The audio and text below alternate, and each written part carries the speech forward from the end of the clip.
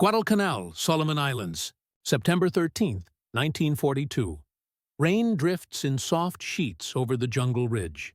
Beneath the dripping palms, 900 Marines lie silent, faces smeared with mud, eyes fixed on the black wall of trees ahead. The air is thick with rot, cordite, and fear. Somewhere beyond the fog, the Japanese are moving. Thousands of them, boots sinking into the swampy soil. Bayonets glinting like shards of lightning on the ridge, men adjust their belts, check the safeties of their bars, and glance toward the faint orange glow of Henderson Field in the distance. That airstrip is everything. The reason they came. The lifeline of the Pacific. The fragile heartbeat of an island barely held. Captain Torgerson whispers through clenched teeth, "They're coming." Then, the jungle erupts. Mortars hiss overhead, and the night flashes white. Japanese battle cries roll up the slope, wild, unending. The Marines do not run. They let the enemy close. Within 50 yards, the ridge explodes in gunfire. Tracers carving through darkness, cutting entire waves down before they reach the crest. 900 men against thousands, and yet they hold. Because losing this ridge means losing the Pacific. In the summer of 1942, the Pacific War was still balanced on a knife's edge. The Japanese Empire stretched from Burma to the Gilberts, and every month their army and navy pushed deeper into the Pacific. Australia felt the threat directly. Supply convoys were being hunted, ports bombed, and shipping lanes closed one by one. For the Allies, the only way to stop the advance was to seize a foothold within the enemy's perimeter and hold it. That foothold was Guadalcanal. In August 1942, the United States launched its first major offensive of the Pacific War. Under the command of Major General Alexander Vandegrift, the 1st Marine Division landed on a humid, mosquito-ridden island few had ever heard of. Their target was not a city or fortress, but a half-finished airstrip the Japanese were building on Lunga Point. If completed, it would threaten the sea routes between the U.S. and Australia. If captured, it could become a fortress of its own, one the Allies could use to project power northward through the Solomons. They seized it within days. But what came next was not victory. It was endurance. The Marines renamed the captured airfield Henderson Field, after a pilot killed at Midway. It became the heartbeat of the entire campaign. From its single dirt runway, battered F-4F Wildcats and SBD Dauntless dive bombers, the Cactus Air Force, rose daily to challenge Japanese convoys and bombers approaching from Rabaul. Each sortie was flown on worn engines, each landing through dust and mud. The airfield had to survive, no matter the cost. The Japanese understood this instantly. Control of Henderson meant control of the sea lanes, and the Imperial High Command ordered its destruction at all costs. Reinforcements poured south from Truk and Rabaul. Destroyers, troop transports, and battle-hardened infantry. They called the route the Tokyo Express. Every few nights, the dark silhouettes of Japanese destroyers slipped down the slot, delivering fresh troops and supplies under the cover of night. Every morning, American planes would find the wreckage of those same ships half submerged off the beaches. By early September, roughly 6,000 Japanese soldiers had landed on the island. Commanded by Major General Kiyotake Kawaguchi, veteran of campaigns in China and Malaya, his orders were direct: capture Henderson Field and destroy all enemy forces. He viewed the Marines as a small garrison, exhausted and unorganized. His intelligence underestimated their numbers and the defensive layout. Kawaguchi planned a night assault through the jungle, believing surprise and zeal could break the American line. On the opposite side of the battlefield stood Colonel Merritt A. Red Mike Edson. His Marines, raiders, and parachutists numbered fewer than 900. They were elite but weary, pulled off Tulagi after weeks of combat. They were ordered to guard a thin line of ridges south of Henderson Field, terrain that rose sharply above the Lunga River Valley. The area was known simply as the Ridge. It was exposed, narrow, and lightly defended. But it was also the only natural high ground shielding the airfield's southern approach. Edson's men began to dig in, clearing brush, setting interlocking fields of fire, and marking sectors with empty ration cans and tripwires. They had few heavy weapons and little ammunition, but they knew what they were holding. Beneath the ridge, the glow of Henderson's landing lights shimmered faintly through the rain, a reminder that every foot of ground they lost would bring the Japanese within range of the airfield. The stage was set for one of the most desperate defenses in Marine Corps history. As night fell on September 12th, the jungle came alive with sound, crickets, dripping rain, distant gunfire, and then silence. Scouts reported movement in the trees. The Marines waited, fingers on triggers, listening to the rustle of leaves growing closer. Hours passed. When the attack came, it was sudden and violent. Kawaguchi's regiments struck from the south and east, slamming into the ridge's narrow crest. They screamed, "Banzai!"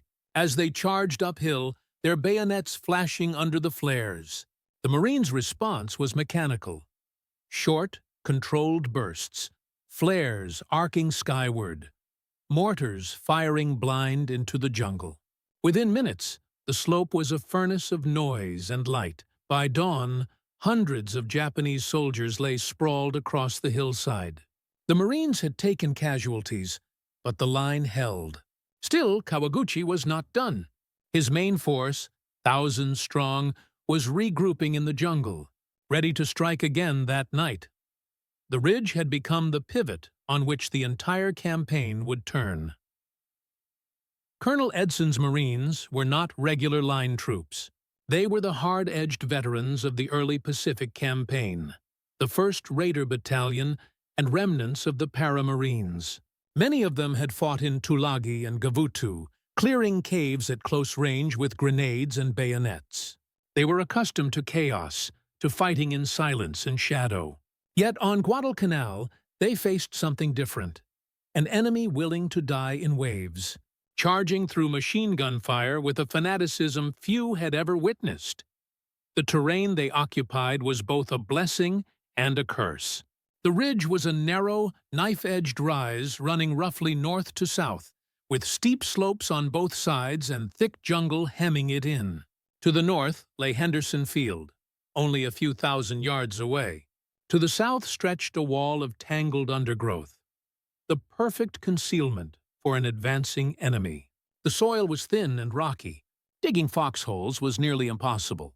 Most Marines scraped shallow depressions or stacked sandbags around tree roots for cover.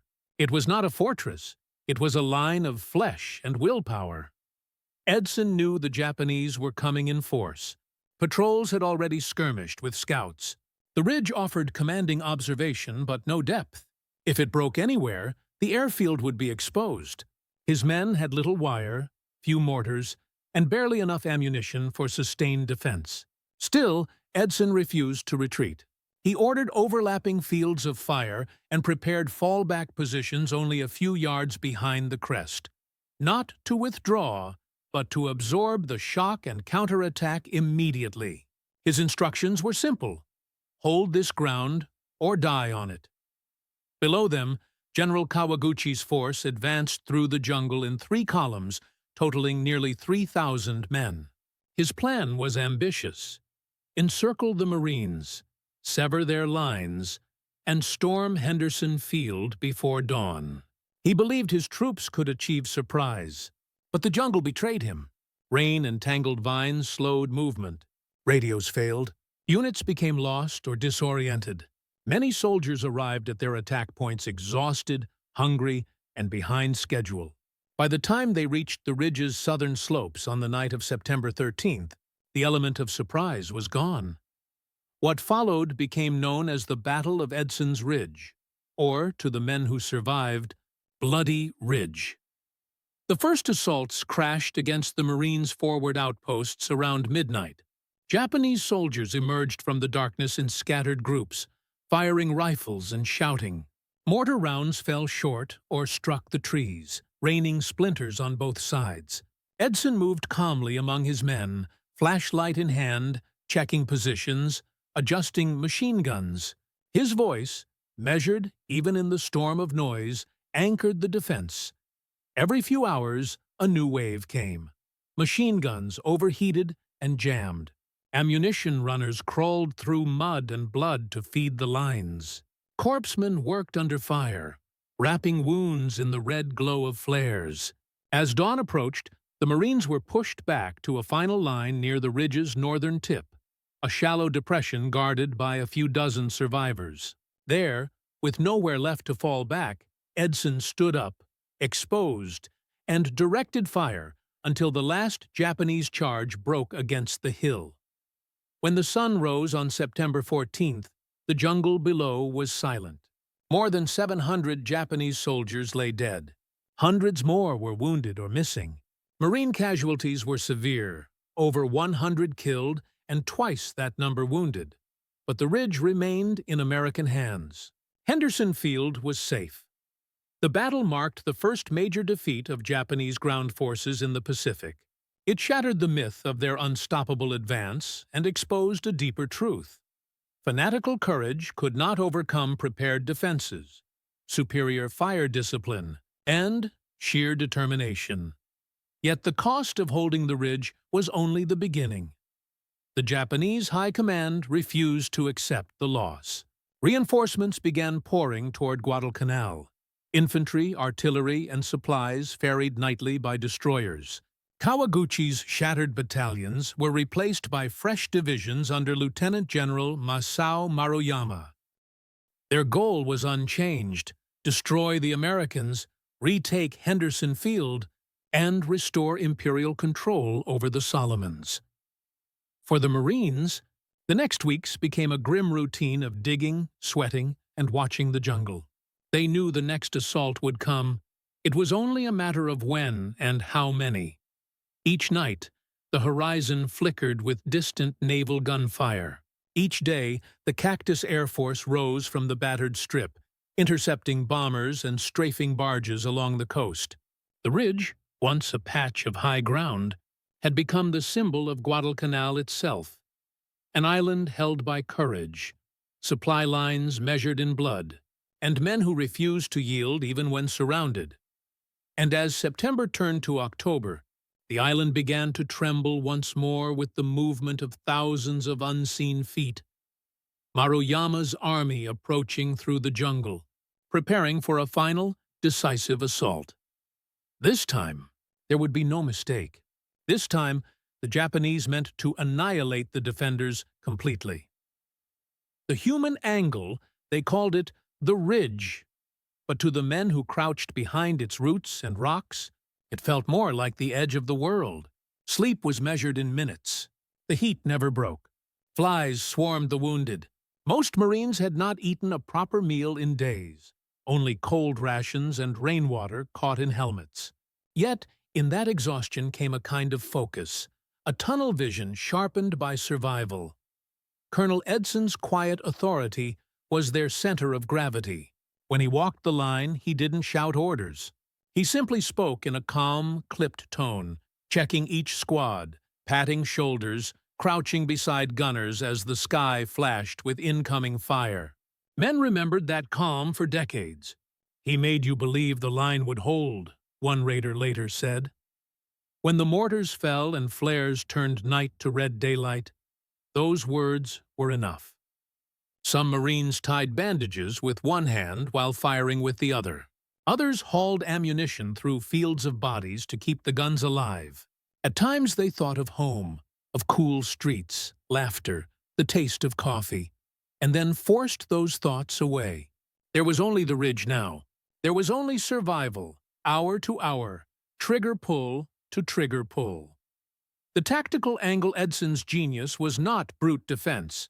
It was calculated compression. He knew that 900 men could not hold a broad perimeter against thousands, so he pulled his companies inward, aligning their arcs of fire into a narrow curving wall that forced the enemy into natural choke points. The Japanese believed they were surrounding the Marines. In truth, they were walking into a funnel of overlapping machine gun fire. Each section of the ridge had been surveyed for range. Mortars zeroed on landmarks, tree stumps, termite mounds, and even the twisted wreckage of an old Japanese plane. When the flares went up, those points glowed like markers on a firing range. Machine guns cross-lit the jungle, each tracer round guiding the next burst. Fields of fire intersected so tightly that friendly units sometimes fought less than 30 yards apart, separated by nothing but a line of dead foliage. At the heart of the defense sat the Raiders' M1917 water-cooled machine guns, heavy, slow, but relentless.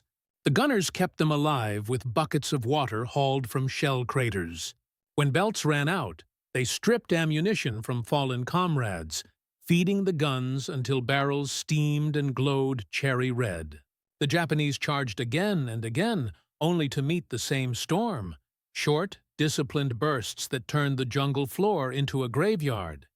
This was not a romantic defense. It was geometry, discipline, and control under terror. The technological Anglo-World War II's Pacific battles were not fought with futuristic machines, but the weapons of Guadalcanal still defined the limits of endurance and innovation. The Marines' standard rifle, the M1903 Springfield, was bolt action, accurate but slow. Against massed charges, its rate of fire was a liability. So squad leaders redistributed the faster-firing Browning automatic rifles, BRs, and light machine guns along the ridge. In some platoons, nearly every third man carried one. That imbalance saved the defense. Flare pistols and mortars became their night vision. Each illumination round turned the ridge into a flickering panorama of chaos. Glimpses of charging soldiers, splintered palms, faces contorted mid-shout. The Japanese, armed largely with Arisaka rifles and a handful of light mortars, lacked equivalent firepower. Their machine guns jammed in the humidity. Their grenades often underthrew or failed to detonate. The technological gap was small in theory, but catastrophic in practice. Communications were primitive. Field telephones strung through the mud, runners carrying messages by hand. Yet somehow, the defensive coordination held. At the height of the attack, when lines were nearly broken, Edson's use of signal flares, red for retreat to the secondary line, green for hold, kept chaos from consuming the position. Technology did not win the battle. It allowed discipline to survive long enough for courage to matter. The enemy angle to the Japanese soldiers of Kawaguchi's brigade, this was not madness, it was duty. Many had fought from Shanghai to Singapore. They believed themselves invincible in the jungle, hardened by years of victory. Their doctrine was rooted in the offensive spirit, in closing with the enemy and breaking his will by sheer aggression. Night attacks, banzai charges, and infiltration had worked across Asia. But on the ridge, those same tactics became suicide. The terrain erased formation and communication. Officers led from the front, waving swords under flare light. Easy targets for Marine gunners. Radio silence and terrain confusion split units apart. Entire companies attacked in isolation, unaware of flanking movements or artillery support. Still, they advanced, step after step, through withering fire. Many reached within yards of the Marine lines before falling. Some fought hand-to-hand on the crest itself, swinging rifles like clubs, bayonets clashing in the dark. The ridge devoured them all. Kawaguchi's post-battle report would later call the assault a tragic miscalculation. He believed the Americans were weak, their morale broken. Instead, he discovered a defense born not of superiority, but of desperation harnessed by discipline. His brigade ceased to exist as a fighting force. For the Marines, that night was victory by inches. For the Japanese, it was the first shadow of an empire beginning to crumble. The ridge had been saved, but only just. And while Edson's men rested, Hundreds of miles away in Rabaul, new Japanese troops were already boarding ships for Guadalcanal. Their mission: finish what Kawaguchi could not. 5. The leadership angle Edson's command style during the battle became a case study in calm under collapse. In most units, night attacks created confusion that fractured chain of command. On the ridge, discipline somehow tightened. Edson's voice, transmitted by runners and relayed word to mouth, kept every squad aligned on a single purpose: hold Henderson. He rarely used radios. Batteries were dying, lines cut, and yet information still flowed. Company commanders acted on initiative. When the left flank crumbled under heavy assault, Captain William J. McKinnon reformed scattered raiders behind a single machine gun section and counterattacked up the slope by flare light. In the center, Lieutenant Kenneth Bailey, already wounded, moved between foxholes to plug gaps until a rifle round ended his life. His actions later earned the Medal of Honor. The pattern repeated across the ridge: decentralized control guided by shared intent. Every Marine knew the mission's value and fought as if the entire war depended on his sector. Leadership here wasn't about speeches. It was about proximity. Officers fighting where they could be seen, sergeants steadying hands on shaking shoulders, and men drawing strength from that silent example. The operational angle to outsiders. The ridge might have seemed a local skirmish. In reality, it was the hinge of the Pacific Campaign's logistics. The Marines held less than 6 miles of coastline. But from Henderson Field, their aircraft threatened every Japanese convoy moving down the slot. If the airfield fell, the Solomons chain would reopen to Japanese reinforcements, isolating Australia and forcing the Allies back to square one. This operational pressure defined every tactical choice. Ammunition was rationed not only by platoon, but by sector. Artillery support was limited because every shell had to be offloaded at night under threat of naval bombardment. The Navy could not stay close. The waters north of Guadalcanal were dominated by Japanese cruisers. The men on the ridge understood that no reinforcements would arrive in time.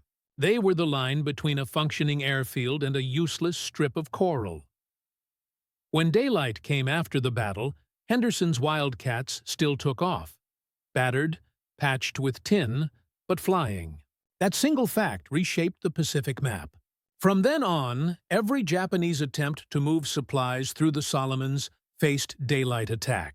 Edson's defense gave the Cactus Air Force the breathing space it needed to turn the island into an unsinkable carrier.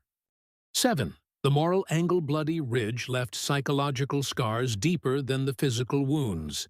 Marines later spoke of the sound, the relentless shouting, the screams from the slopes, the mechanical rhythm of the guns. For many, it was the first time they confronted the total collapse of mercy in modern warfare. Yet amid that horror, acts of restraint and humanity still surfaced. Corpsmen dragging wounded enemy soldiers out of burning brush, riflemen sharing canteens with prisoners too weak to stand.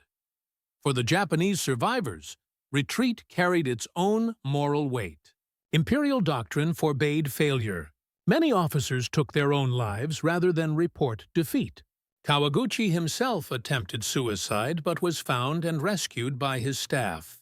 In the aftermath, both sides carried away lessons written in blood. The Marines learned that courage alone could not substitute for planning, and the Japanese learned that zeal could not overcome entrenched firepower. The ridge thus became more than a battlefield. It was a mirror reflecting the extremes of human endurance and conviction. It proved that valor and compassion could coexist, even in a place where the jungle stank of death and gunpowder. When the smoke cleared, Henderson Field still hummed with life. Pilots taxied their aircraft past smoking wrecks and waved to the men on the ridge who had saved them. But far to the west, radio operators intercepted new Japanese transmissions. Fresh divisions sailing toward Guadalcanal. The enemy had not accepted defeat. Their next offensive would dwarf Kawaguchi's failed assault. bringing nearly 7,000 troops against fewer than 2,500. Americans and their army reinforcements. The stage was set for the largest land battle yet fought in the Pacific, the Pre-23 Battle for Henderson Field. October 23, 1942. The jungle south of Henderson Field is black and windless. Rain drips through the canopy like the ticking of a clock. Beneath it, 7,000 men of the Imperial Japanese Army move silently through the mud, clutching rifles wrapped in oilcloth. Their commander, Lieutenant General Masao Maruyama, has spent weeks planning this assault, the decisive blow that would retake Guadalcanal and crush the American foothold. Across the ridge and along the Matanikau River perimeter, the Marines wait. They are tired, thin, mosquito-bitten, but experienced. Many of them fought under Edson a month earlier.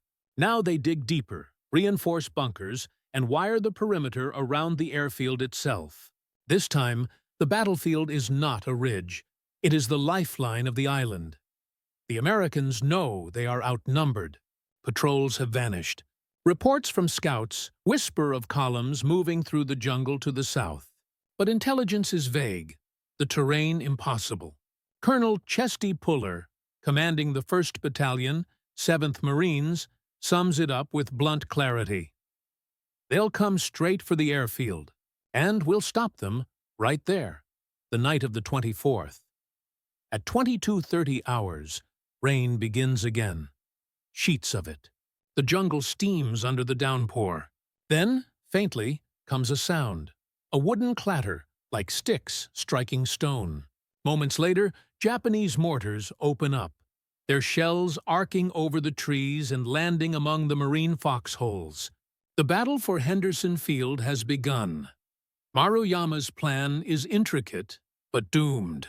His troops, split into multiple columns, were supposed to attack in unison. One from the south, one from the east. But days of slogging through swamps have scattered them. Units are exhausted, radios lost to flooding. When the attack finally starts, it's disjointed and late, but still massive. Thousands of men advance in the dark, bayonets fixed, whispering prayers. On the Marine line, the first impact hits Company C, 7th Marines. Japanese soldiers appear like ghosts, rushing out of the darkness into barbed wire and machine gun fire. The sound is deafening. Rifle bursts, screams, the tearing rhythm of automatic weapons. Mortar flares turn night to white daylight, and the air smells of sulfur and rain. At the center of the line stands Platoon Sergeant Mitchell Page, commanding a 4-gun machine gun section. Within minutes, his crews are cut down. Alone, Page moves between guns, firing each until it runs dry, then shifting to the next. When one weapon jams, he clears it under fire, barrels glowing red. Japanese soldiers reach within 30 feet of his position before he cuts them down again. For hours, he fights alone, surrounded by corpses, until dawn reveals his section still intact and his position still holding. He will later receive the Medal of Honor, but that night his only thought was to keep the guns talking. Further east, Puller's command post is nearly overrun. Communications collapse as Japanese infiltrators slip through gaps in the perimeter. Puller grabs a .45 pistol and joins a group of signalmen to re-establish the line, shouting above the rain for artillery fire. At O2 Wern, a pre-planned barrage pounds the jungle in front of the Marines. The earth shakes as shells detonate among advancing Japanese formations. Survivors crawl forward anyway, clutching grenades, yelling, "Tenno Heika Banzai!" Long live the Emperor. Dawn on Henderson by Or 40. The firing has become sporadic. The Japanese are spent, their attacks disorganized, their dead littering the wire. When the sun rises through a haze of smoke, the Marines can see the scale of what has happened. The jungle floor is carpeted with bodies, entire battalions annihilated. Some Marines weep quietly, not from victory, but from shock. In one 100-yard sector, over 200 enemy dead lie tangled in vines, rifles still in hand. The Marines, too, have paid dearly. Casualties line the muddy trenches. Corpsmen move slowly, faces gray with exhaustion. But the line has held. Henderson Field still belongs to the Americans. As reports trickle in, the scope of the defeat becomes clear. Maruyama's army has lost nearly 2,200 men in 2 nights. Their wounded crawl into the forest, abandoned. Units meant to attack from other directions never even arrive, lost in the labyrinth of swamp and jungle. The Japanese high command, expecting word of victory, receives only silence. The night defense at Henderson Field becomes an instant legend. It validates every lesson from Edson's Ridge. Use the terrain, compress the line, conserve ammunition, and let the enemy come close before opening fire. It is the same philosophy, scaled to an entire division. In the command dugout near the airfield, Puller writes a terse message for headquarters. Enemy attacked in strength, repulsed with heavy losses, Henderson secure. The message understates everything. In 2 nights, 900 Marines, supported by soldiers of the 164th Infantry, have broken the spine of a Japanese army. But the battle is not over yet. Maruyama's surviving regiments are regrouping beyond the river. He still believes he can take the airfield. One more assault, one more push. And so, the jungle begins to move again. The second night fell heavier than the first. The jungle seemed to swallow sound itself. Only the faint buzz of insects and the pulse of distant thunder broke the silence. The Marines, sleepless, sat in waterlogged foxholes, rifles across their knees, waiting for the next storm of men and metal. At 20 hours, October 25th, the Japanese attacked again. Thousands of soldiers from Maruyama's left and right wings, believing the previous night's assault had breached the airfield defenses, surged toward Henderson from multiple directions. The rain had turned the jungle floor into liquid mud. Exhausted and starving, many of them were near delirium, having eaten nothing but palm roots for 2 days. Still, they advanced, driven by orders, by faith, by the unshakable conviction that death in service of the Emperor was victory enough. The battle engulfs the line. When the first rifle cracks echoed across the line, flares burst overhead, illuminating a wall of bayonets charging through the trees. The Marines unleashed every weapon they had. Mortars thumped, machine guns roared, and the hillside became a sheet of fire. Yet the Japanese kept coming, wave after wave, through wire and shell bursts, clambering over their own dead to reach the trenches. On the western flank, near the Ilu River, Major Odell Connolly's 3rd Battalion, 164th Infantry, U.S. Army, fought shoulder to shoulder with Puller's Marines. It was the first major joint action between Army and Marine units in the Pacific, and it proved decisive. The soldiers, armed with the semi-automatic M1 Garand, provided a faster, steadier rate of fire that sealed gaps the Marines could not cover. Inter-service rivalry vanished under the roar of combat. Every man was simply a defender of the airfield now. By midnight, parts of the perimeter were in flames. Ammunition dumps exploded. Japanese soldiers infiltrated behind Marine positions, stabbing through tents and trenches in the dark. A mortar section near the center was overrun. The survivors retreated, regrouped, and counterattacked with bayonets and grenades. Puller himself directed reserves, barely 50 men, into the breach, shouting for artillery as he fired his pistol into the night. The 11th Marines, the division's artillery regiment, responded with mathematical precision. Using pre-registered coordinates, they blanketed the jungle with high-explosive shells. Each detonation sent shock waves rolling through the trees, flattening entire platoons. Still, Maruyama's men pressed forward until the last of their momentum broke against that storm. The turning point at Wirotu Siru. The main Japanese thrust struck directly into Page's old sector, now reinforced but strained. For an hour, The fight devolved into close-quarters chaos. Rifle butts, knives, and bare hands decided survival. Flares lit scenes of horror. Men wrestling in mud, bayonets flashing inches apart, silhouettes of figures rising and falling in the flicker of gunfire. When dawn came, the attackers were finished. Over 3,000 Japanese troops lay dead or dying around the perimeter. Hundreds more wandered into the jungle, wounded, lost, or delirious. Entire regiments ceased to exist. Maruyama's staff officers tried to regroup what remained of their shattered formations, but by noon they were in full retreat. The attack that was meant to crush the Americans had instead annihilated the Japanese 2nd Division's offensive capacity on Guadalcanal. The Marines, stunned by the scale of destruction, walked among the wreckage in silence. The ground was churned to mud mixed with blood. Rifles, helmets, and packs lay scattered among twisted trees. The smell was indescribable: smoke, rain, decay, and cordite.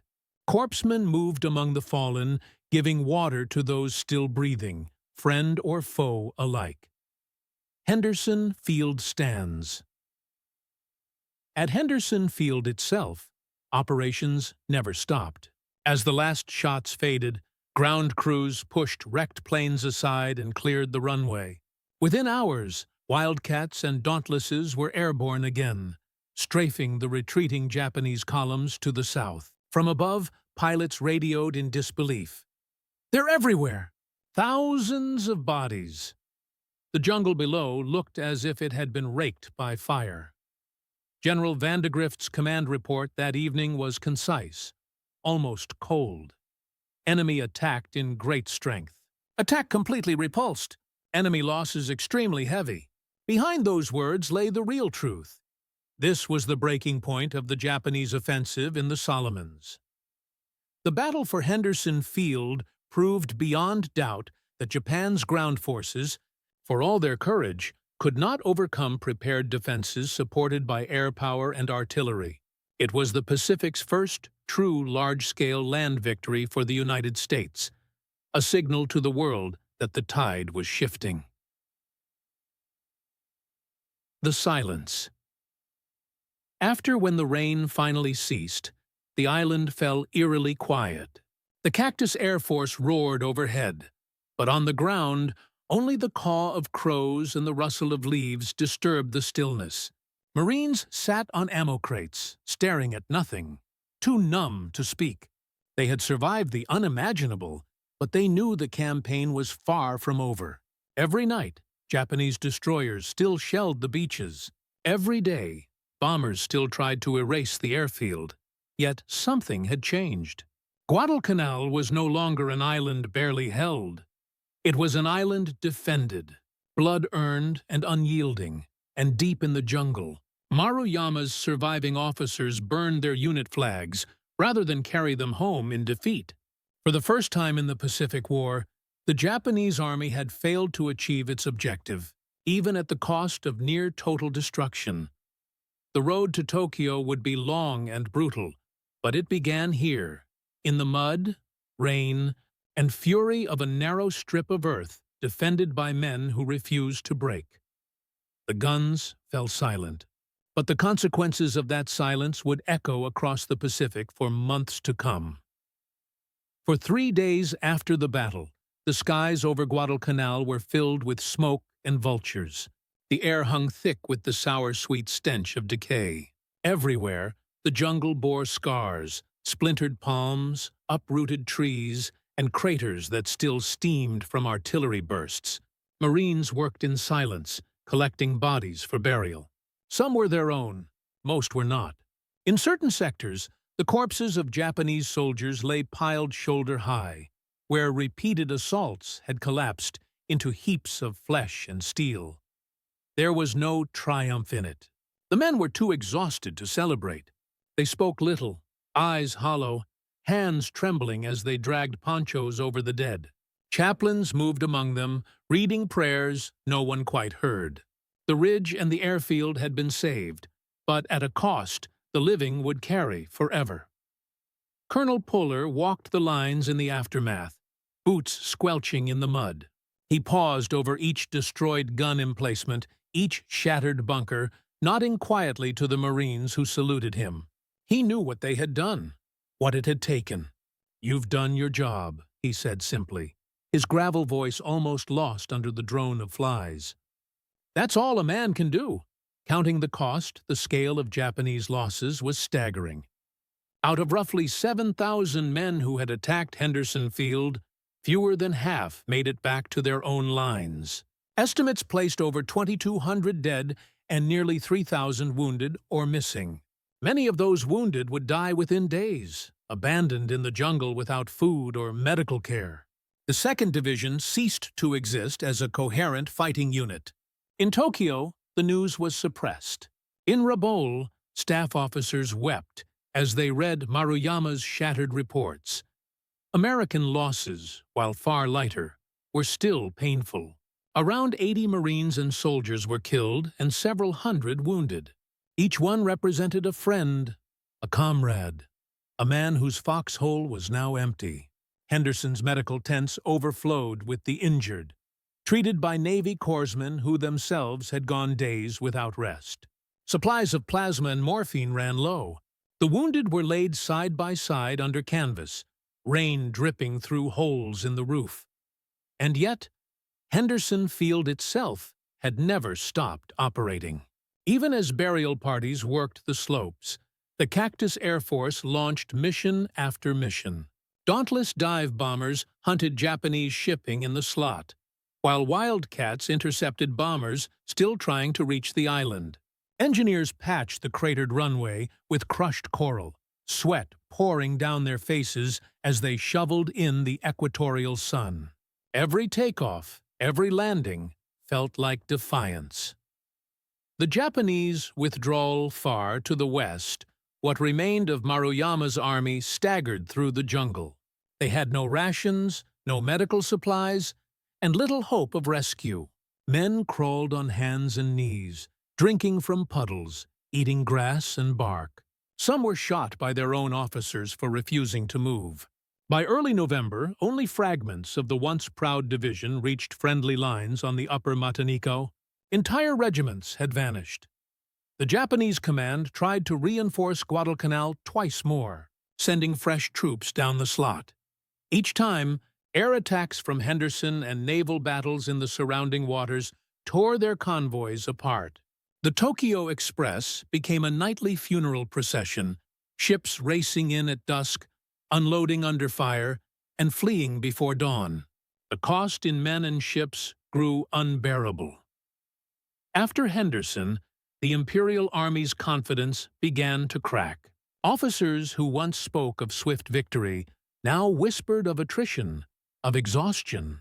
The myth of Japanese invincibility had been broken, not by numbers or machines, but by 900 Marines who had refused to yield. By November 1942, the initiative in the Pacific had shifted. The Americans no longer spoke of survival. They spoke of taking the offensive. But victory on Guadalcanal would come slowly. Before the island was finally declared secure, there would be 2 more months of bombardments, naval clashes, and starvation. The jungle would claim thousands more. And through it all, the ridge, now quiet, scarred, and marked with crude wooden crosses, stood as a reminder of the night when a handful of men had held the line against an empire. In the weeks that followed, Guadalcanal became both fortress and graveyard. The ridge and the airfield were now the nucleus of an expanding perimeter, but the men defending it lived in near-constant deprivation. Tropical disease, hunger, and exhaustion replaced bullets as the primary enemies. Malaria swept through the ranks. By December, nearly 2/3 of the division were unfit for duty, yet no one left. They stayed, rebuilding bunkers, reinforcing trenches, and turning the mud-choked island into the foundation of an Allied counteroffensive that would roll northward through the Solomons and beyond. The strategic ripple, the victory at Henderson Field, did more than secure an airstrip. It ruptured the rhythm of Japan's entire Pacific campaign. The Imperial Army had assumed that attrition favored them. Guadalcanal proved otherwise. The Japanese Navy could no longer protect its convoys by daylight, and night operations grew increasingly costly. Every barge and destroyer sunk in the slot bled the empire of ships, fuel, and trained men it could not replace. The Americans, by contrast, improved their supply chain. The thin lifeline through Espiritu Santo and Noumea expanded into a reliable artery. Each week brought more aircraft, more artillery, and more confidence. Tokyo's response was disbelief. Dispatches from Rabaul softened the truth, describing the battle as a temporary setback. But Imperial General Headquarters knew the scale of the disaster. Guadalcanal had swallowed a division and crippled another. Still, they refused to abandon the island immediately. Pride and propaganda demanded at least the illusion of contest. Thus began the long, slow bleeding, piecemeal reinforcement runs, doomed counterattacks, and nightly shellings that achieved little but death. By January 1943, after months of fruitless sacrifice, the order finally came: evacuate what remains. The Marines endure for the men who had fought there. Holding Guadalcanal was not a phrase. It was an ordeal measured in malaria doses, sleepless nights, and the steady erosion of fear. They watched the sea each evening, half expecting another armada, half daring it to come. When reinforcements finally arrived in strength, fresh army divisions and a trickle of replacements, the original defenders were gaunt shadows of themselves, veterans in every sense of the word. The ridge was renamed Edson's Ridge by official decree. Pilots flying over could see its scarred contours, dotted with foxholes that filled with rain and ferns. Around its base, small wooden crosses marked the graves of the men who had held it. The local Solomon Islanders, who had guided Marines through the jungle and carried the wounded, called it simply the Hill of the Brave. The larger meaning, from a strategic standpoint, Guadalcanal was the first domino in Japan's long retreat. From a human standpoint, it redefined the psychology of the war. The Allies learned that the Japanese soldier could be beaten, and the Japanese learned that the American Marine would not break. Every island that followed, Tarawa, Saipan, Palaliu, Iwo Jima, would trace its lineage to the muddy ridges of Guadalcanal, where small unit tactics, air-ground coordination, and unyielding defense became the blueprint for victory. When Admiral William Halsey later summarized the campaign, he said simply, "Before Guadalcanal, the enemy advanced at will. After Guadalcanal, they stopped." It was not a boast. It was a statement of fact. By February 1943, the last Japanese soldiers slipped away under moonlight, evacuated by destroyers that once brought reinforcements. The island was finally declared secure. The Marines stood on the same ridge where months earlier they had crouched in terror and watched the horizon burn. Now they watched the sunrise over an airfield that no longer needed defending. They had come to Guadalcanal as intruders. They left it as the architects of a turning tide. The Pacific had changed forever, and from the quiet ridge above the Lunga River, the world's most brutal war had begun to tilt. Slowly, inexorably, in favor of those who refused to yield. The story of Guadalcanal is not simply one of victory. It is one of transformation. Before that island, the United States fought on the defensive, reacting to an enemy that seemed unstoppable. After it, the initiative changed hands. A handful of exhausted Marines on a muddy ridge had proven that the Japanese Empire could be beaten, not by superior numbers or technology, but by endurance, coordination, and the refusal to yield even 1 inch of ground. The defense of Henderson Field became a parable of modern warfare. Air power sustained by infantry, infantry protected by artillery, and every branch tied to a single objective. It was the first campaign where land, sea, and sky fused into one continuous battle, what the world would later call joint operations. The lessons learned in that crucible shaped every Allied strategy that followed. from the island-hopping assaults of 1944 to the very doctrines of integrated warfare still taught today. But beneath those lessons were the faces, the men who slept in trenches filled with rainwater, who fought through fever and hunger, who carried their wounded when there were no stretchers left. Many were barely 20 years old, but on Guadalcanal they aged a lifetime in 6 months. When they finally sailed away, the ridge behind them was silent, overgrown, and holy in its own way. The Japanese soldiers who died there fought with courage no historian can deny. Yet courage alone could not defeat the cold precision of defense, the adaptability of a force learning faster than its enemy. Guadalcanal revealed the limits of fanaticism and the enduring strength of discipline. In the quiet years after the war, veterans rarely spoke of that place. They didn't have to. The ridge, the airfield, and the graves told the story for them. A story of sacrifice that turned the tide of the Pacific and began the long march toward Tokyo Bay. The Pacific War would rage for 3 more years, but its outcome was decided the night 900 Marines let themselves be surrounded and annihilated an army 3 times their size.